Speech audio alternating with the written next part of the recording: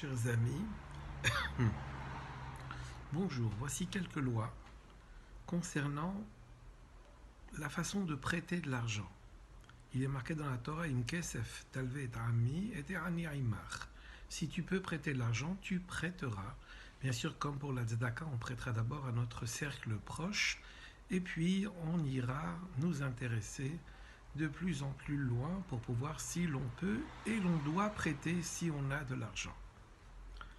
Ponctuellement, même un riche peut bénéficier d'un prêt qu'on lui accorderait parce qu'il aurait peut-être besoin dans l'immédiat de l'argent disponible qu'il n'a pas.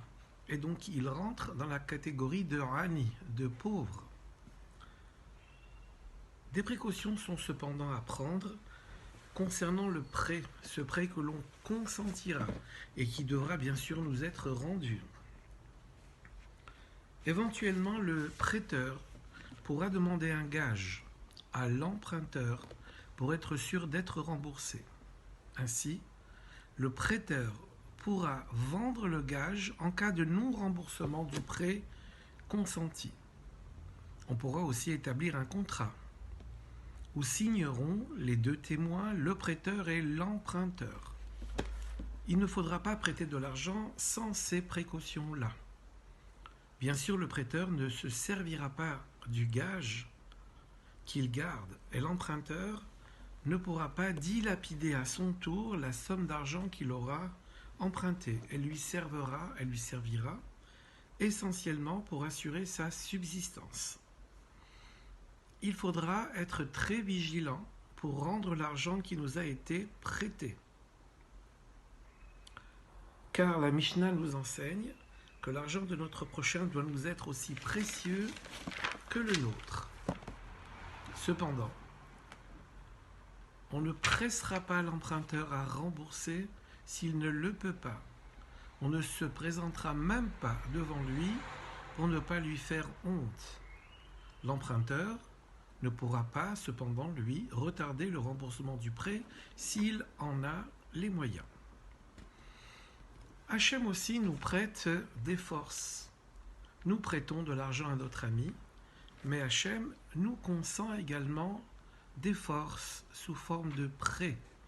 De la même façon que nous ne pouvons pas passer devant celui à qui on a prêté et l'obliger à nous rendre, l'otier, l'okenoché, ne soit pas comme un créancier vis-à-vis de lui. Eh bien Hachem aussi, lorsqu'il nous prête des forces, il ne peut pas exercer de pression sur nous pour que nous puissions lui rendre ces forces-là sous forme de Torah, mitzvot. C'est comme ça qu'on rend à Hachem le prêt de force qu'il nous consent. Alors, comment peut-on faire si nous sommes dans l'impossibilité peut-être de pratiquer Torah et mitzvot de façon suffisante pour rembourser ce prêt de force consenti par Dieu? Voilà une histoire qui est racontée par nos sages. Il y avait un roi qui prêtait largement à tous ses sujets, mais il savait très bien que prêter, c'est pratiquement donner. Un jour, l'un d'entre eux, l'un de ceux qui avaient emprunté au roi, est parti voir le roi et lui a dit « Mon roi, je voudrais bien te rembourser la somme que je t'ai empruntée. » Alors le roi, comprenant bien que cet homme-là était honnête, mais qu'il n'avait pas la possibilité de tout rembourser, ce roi lui a dit « Eh bien, tu vas aller auprès de chacun à qui j'ai prêté de l'argent.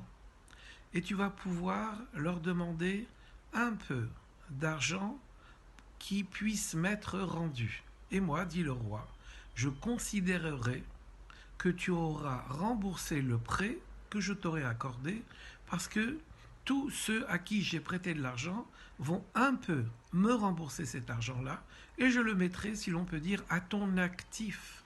Et donc, voilà que ce faisant, eh bien, tu m'auras remboursé tes dettes, tu m'auras remboursé le prêt que je t'aurais consenti.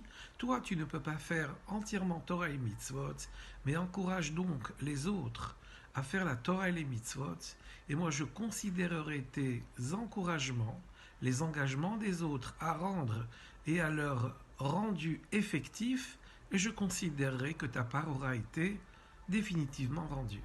Donc voilà, nos Chachamim nous enseignent combien nous pouvons, en nous intéressant à notre prochain, faire la mitzvah de Havat Israël, et ce faisant, nous les mettons dans une situation où ils remboursent les forces que Dieu leur a accordées.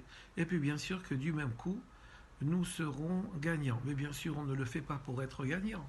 On le fait pour que les Bnei Israël aient la conscience que des forces leur ont été prêtées et qu'il faut qu'elles soient rendues à l'emprunteur, à Dieu lui-même, et rendues sous forme de Torah et mitzvot. Que Dieu nous aide à pratiquer cette mitzvah pour le saint nom de Hachem.